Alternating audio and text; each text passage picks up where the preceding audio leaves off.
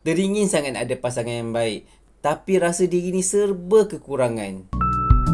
Assalamualaikum, hai semua. Pernah tak rasa macam ni? Aku nak pasangan yang baik, yang soleh, yang jujur, yang berkejaya baik. Tapi aku ni siapa je? Dah lah rupa tak ada, pendidikan pun tak berapa nak tinggi, kerja pun biasa-biasa je. Mudah kata orang akan nampak aku ni biasa-biasa je. Tapi anda kena tahu, Allah tak tengok siapa yang paling sempurna, tetapi Allah tengok siapa yang paling berusaha. Orang yang baik juga nak pasangan yang jujur, yang ada hati yang bersih, yang sama-sama nak jadi lebih baik lagi.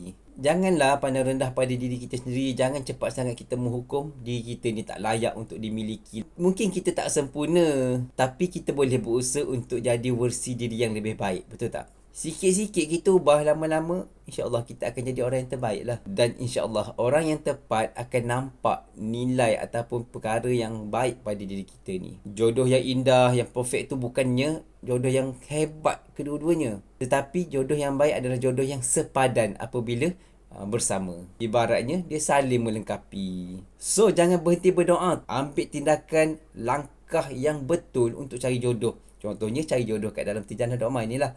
Anda dah duduk dalam Tijanah, anda boleh lihat ramai calon, anda boleh tapis yang mana satu untuk menjadi pasangan idaman anda. Kekurangan bukan penghalang, tapi ruang untuk kita terus perbaiki diri untuk jadi pasangan terbaik. All the best, okay?